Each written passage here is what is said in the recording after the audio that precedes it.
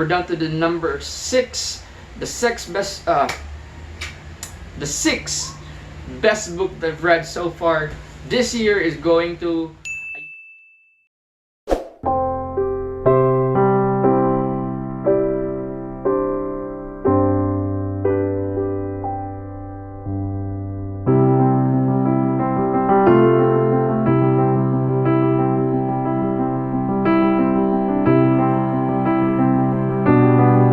Hey guys, it's me again, Joe, Bisaya reader. Welcome to another video, and for today I'm going to present to you the best books I've read so far this year. If you've been following my channel for the past couple of weeks, I've posted several videos. First of all, I presented all of the books I've read so far in 2020, and then I followed it with my 2020 reading statistics so far. If you've watched those videos, you'll definitely know that I did have a great reading year so far, so it's really difficult for me to narrow down the list into 10. So if you haven't watched those videos, I'll be putting the link of those videos on the description below. I finally was able to finalize the list of the 10 best books I've read so far this year. And just a little disclaimer, as a reader personally, I rank the books based on my enjoyment, based on my experience while reading them. Even though some of the books I'm going to present to you may be technically not that pleasing, they have some problems or issues with the writing style, for example. But again, this ranking is solely based on how much I really enjoyed my reading experience while reading these books that I'm about to present. So without further ado, we'll start with number 10. Crown of Feathers by Nikki Pauprata. This is a young adult fantasy and probably one of the most surprising reads I have so far this year. Doesn't feel like young adult, it's actually very info dumping. If you have read this, you'll definitely agree that there will be a lot of info dumping that might turn off other readers. If you're going to survive those info dumping, you'll definitely enjoy this. For me, the world was so rich, the characters were so developed, and the plot was so magnificent. That's why it really took me by surprise. I did not really expect to I'm going to love this book. This one just really blew me away and gave hope to young adult books, especially young adult fantasy books these days. So if you haven't read this one, and if you're still hesitating to pick Crown of Feathers by Nikki Pauprata, I highly suggest you need to pick this as soon as possible, because this is going to really surprise you. The 9th best book I've read so far this year will go to a historical fiction under adult category, and this is going to be All the Light We Cannot See by Anthony Dewar. I've read this earlier this year, and this is a winner of the Pulitzer Prize way back in 2015 or 2014. Perfect writing style. The writing style of the author in this one was phenomenal. But I just placed it on the 9th place because with regards to, again, my enjoyment with reading this book, there were some issues with this one, which especially with regards to the plot. It wasn't perfect, but my experience reading this was, very emotional, and it's really memorable. It was really atmospheric, very cinematic, and it was just really the writing style that blew me away and really impressed me. 8th place is going to be another historical fiction and another winner of a Pulitzer Prize, and this is an act by Thurton Wilder, and the title of the book is Our Town. This is a really short book, and I read this way back in first quarter of this year. This is the first book that made me cry this year, because Our Town by Thurton Wilder is not perfect, but it's really worth a read. I'm telling you, it's not perfect because this book is composed of 3 acts, acts 1, 2, and 3. The first 2 acts, acts 1 and 2, will definitely give you the dragging moments. It will definitely make you realize what the hell I'm reading, what is this book all about. It's just really simple tale of a life of a family in a very rural area way back in early 1980s in America. But Act 3 is going to blow your mind. It will definitely teach you a lot of lessons. It will definitely draw a lot of emotions from you, which I did not really expect. I was really surprised, and I just caught myself crying. It was really emotional, and it packs a lot of emotion. It packs a lot of lessons that you guys need to learn. So if you haven't checked this one out, you can definitely read this within a day. Our Town by Thurton Wilder is really a must read. And if you can see, it's written like this. It's an act. It's like a script and an act, so it's not really difficult for you to read, especially with regards to the length. But it will be difficult for you to read if you're not into, books that will give you dragging moments. The seventh best book I've read so far this year will go to an adult fantasy. Of course, you guys are going to expect there will be a lot of fantasy books on this list, and the first fantasy books on this list are probably second because Crown of Fighters was the first. It's an adult fantasy, Kings of the Wall by Nicholas Ames. This one, the hype is real. It was not as funny as what I expected because I was expecting that it's going to be really funny. But what I did really love about this book was my experience, was how the author took me to places inside the world of the book, and also the set of characters. The plot was really simple. It was not that complicated and challenging. It was just a really nice experience reading this book. This was also well written, and knowing that this is a debut novel, probably one of the best books that I've read in my entire life, that consists of great set of characters and the relationship of characters from each other and their motivations towards and how these motivations affect the stories are definitely worth a read. So if you haven't read this one, please do check. We're down to the number 6, the sixth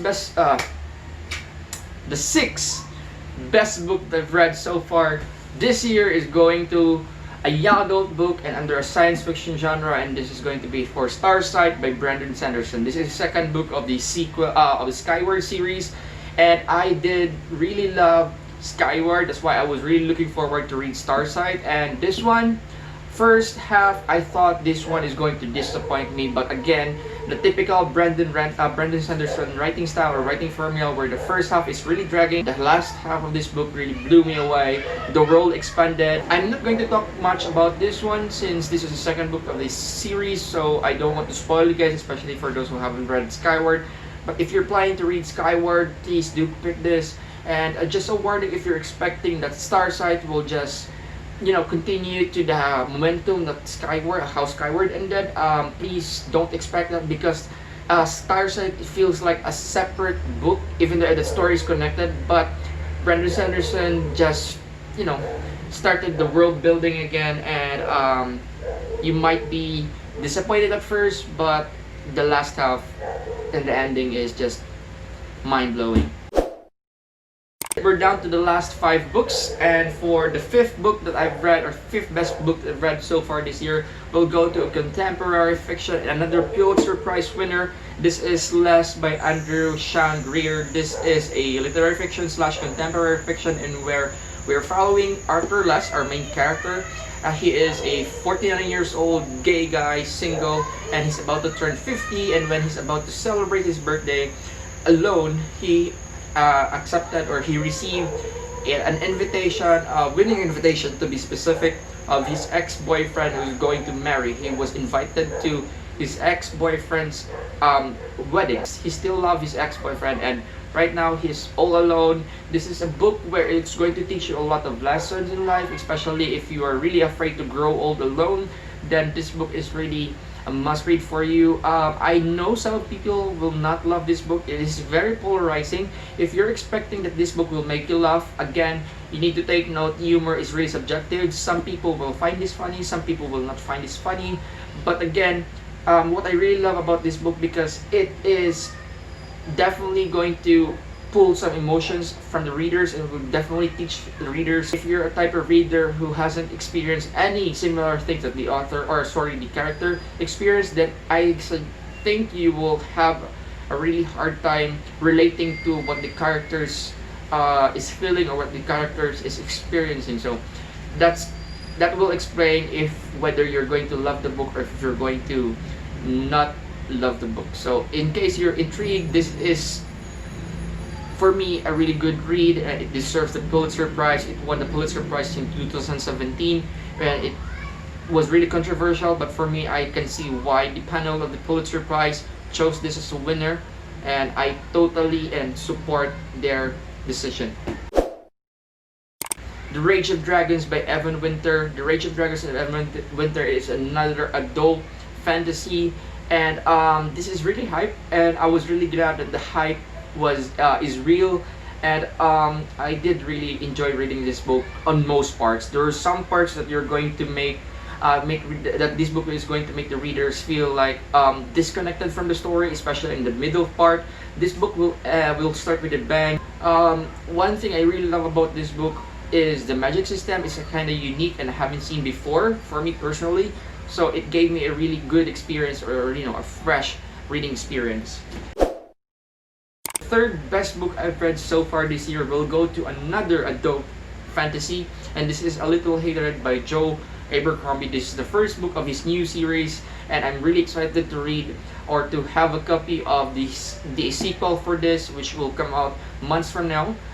This is an adult fantasy in which there's no fantasy element. I mean, the fantasy element to this one is just really minimal. If you're going to pick this and expecting that there will be a lot of magic and there's going to be really a lot of fantasy elements to it, then I'd suggest you avoid this one, because this book is more of a character driven rather than a plot driven, and the magic in here is really subtle. It's more on a character driven political intrigue. The best thing I really about this book are the characters. The characters for me were really great, were built by the author perfectly. The characters made me angry, made me sad, made me root for them, made me hate. The author just did a tremendous job making the characters. It's a must read. You need to pick this one up. Hype is real. Now, we're down to the second and the final two books. The second, or the runner-up, best books I've read so far this year will go to another adult fantasy, and this is going to be The Shadow of What Was Lost. I've been talking about a lot about how great this book is, and I was really surprised. I started reading this book with reservations, but after reading this, I actually tried to push this to all of my bookish friends who love adult fantasy, and I was really glad. Some of them who finished reading this book really enjoyed it. This is a debut novel of James Islington, the author. This is an adult fantasy that is not that hype, but for me personally, it deserves more attention on social media. The trilogy is already complete. The final book already came out this year, and if you want to binge read the series or the trilogy, you can. This book is going to be really challenging. If there is an adult fantasy that has a lot of information, so there will be a lot of information dumping, but the writing style of the author was able to manage those info dumping so that the readers will not feel very overwhelmed or intimidated by the information. And also, the world is so rich and cinematic, and the set of characters were, I actually named my plant Weir, because when I buddy read this one with some of my Bookstagram friends, we did really like the character Weird, so that explains a lot. And now we're down to the final book on this video. As of this moment, in the year 2020, August 15 to be exact, the best book I've read so far this year is going to be Where the Crawdads Sing by Delia Owens. This is an adult historical fiction, and boy, if you've heard people talking how great this book is, I need you to believe them, because the hype is real. This book is going to teach you a lot of lessons. Aside from that, it's going to make you really emotional. And third, what I really love about this book, aside from the lessons, aside from the emotions it's going to draw from you, is the main character. The main character is really memorable. The